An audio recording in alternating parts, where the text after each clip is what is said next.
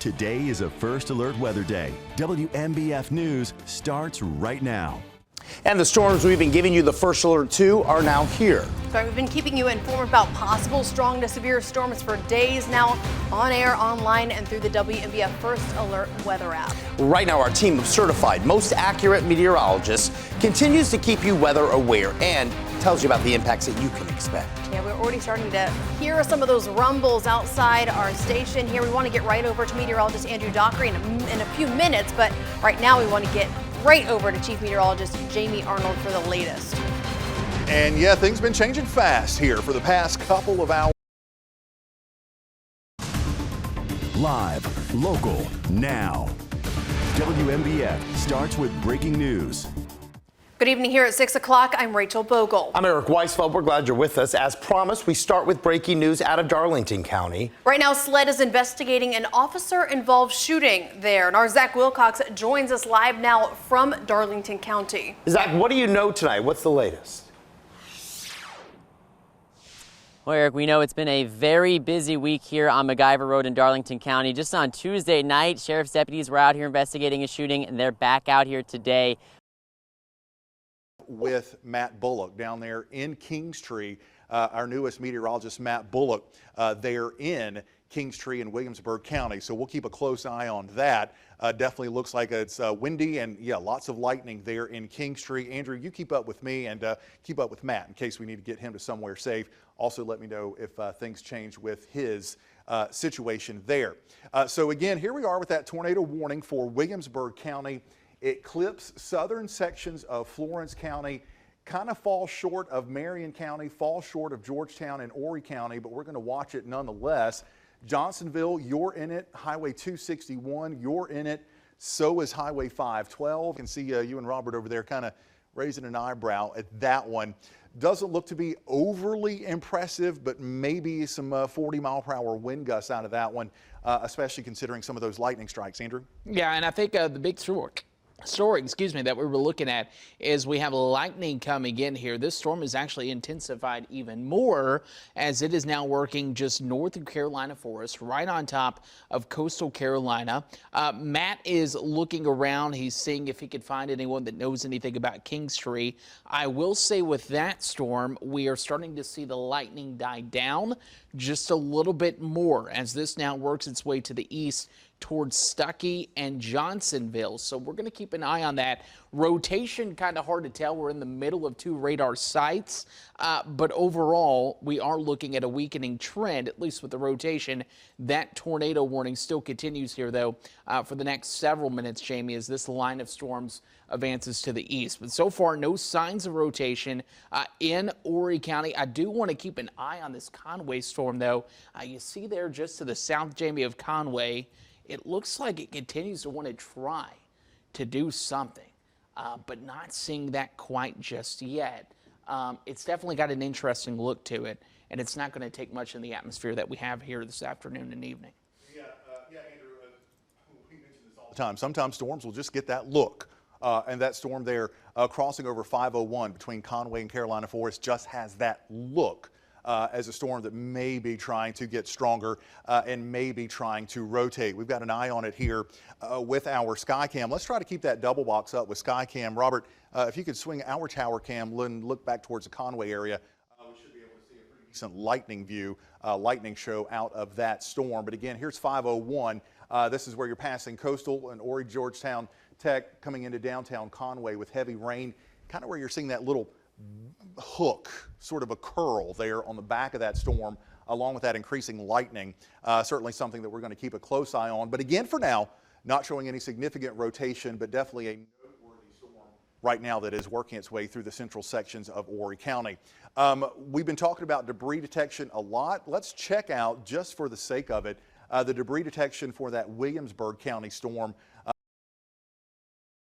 Good evening to you. Happy Friday. This is WMBF News at 5 o'clock. I'm Eric Weisfeld. Hey, I'm Rachel Bogle, and it sure feels good to be Friday, right? We're taking a live look over now. Looks like a lot of folks out there enjoying the beach on this beautiful day. Some well-deserved sunshine here to kick off the weekend, and there's more where that came from as we head into tomorrow. Love to hear that. Like the weekend's already started there. Meteorologist Robert Whitehurst is here now with a closer look at a nice and cooler night ahead and his certified most accurate forecast. We can deal with that, Robert. Yeah, plenty of people out there, despite the cooler weather, I think. Getting people back on their feet faster after a disaster. That's what a new team is aiming to do so families don't have to wait months in order to get help. WMBF reporter Jennifer Roberts spoke to the South Carolina Office of Resilience about this effort. She joins us now in the newsroom. So Jennifer, how will they help speed up those recovery responses? Well, good evening, Rachel. It's really all about having enough feet on the ground to respond to emergencies. Now, what the team is telling us is that the organization is forming a new statewide team, and they'll have workers ready to help families right after a disaster has been declared, including here in Horry County. We have breaking news now. Governor Henry McMaster just declared a state of emergency ahead of Friday's winter storm. Yeah, the governor urges you to prepare now to stay off the roads during this storm. And meanwhile, that winter storm could make driving dangerous in the Grand Strand and PD. South Carolina Department of Transportation and AAA working to make sure roads are as safe as possible if you have to leave your house. Yeah, we have WMBF News reporter Zach Wilcox joining us live from Highway 707 in the Burgess area. And Zach, AAA's, they've really been gearing up for this weekend ahead. Yeah, right. So, actually, contrary to popular belief, I was talking with a spokesperson from AAA Carolinas, and she mentioned that they tend to be busiest. The days they need to gear up for are today and tomorrow, the days ahead of a winter storm. Hey, welcome back to your news at 6. And right now we're continuing to get you ready for Friday and Saturday's first alert weather days. Yeah, we're talking about rain turning into freezing rain, mixing in some sleet with it. Bottom line is it's going to be a pretty nasty couple of days. Chief Meteorologist Jamie Arnold joins us now in the studio. Yeah, Jamie, it's been 1,462 days since the last time the National Weather Service issued a winter storm warning for our area. That's a little while. We've had kind of a long while. stretch. You have to go back to 2018, Wow. early January, the last time we had that many winter storm warnings here across our area. That one brought snow, but here in the monitor, this is what we saw back in 2014. Live, local, now. This is WMBF News at 11. Right now at 11, a winter storm making its way across the country. Yeah, we're taking a live look at roads covered with snow in Iowa as that storm moves through the Midwest. I call that a no thank you, but while some are getting ready for snow and ice, parts of the South are getting ready for some rain. Thanks for being here with us at 11. I am Rachel Bogle. Good evening to you. I'm Eric Weisfeld. We've been keeping you up to date on this storm all week through your First Alert weather app. In fact, you just got this alert for our latest video forecast. That was earlier this evening. Meteorologist Robert Whitehurst joins us tonight. Tonight, the investigation continues into a deadly weekend shooting in the Carolina Forest area. It happened there in Augusta Plantation Drive. That's just off River Oaks Drive. And as of tonight, police have made no arrests in this case. WMBF News reporter Zach Wilcox joins us live now from that area. So, Zach, you spoke with those who live in the neighborhood. What are they telling you about it tonight? The Myrtle Beach International Airport Fire Department is hosting annual live fire training for the first time ever right here in Myrtle Beach, and this allows stations along the Grand Strand to participate in that training. WMBF News reporter Laura Harris shares why this is so important for the different fire departments. Good evening to you. It is 11 o'clock. Thanks for joining us for our election night coverage. I'm Eric Weisfeld. We have team coverage across the Grand Strand and the PD for you tonight. We're going to begin with our Patrick Lloyd. He's been watching the Myrtle Beach mayoral race for us, where incumbent Mayor Brenda Bethune won her second term. He joins us live now from 44 and King.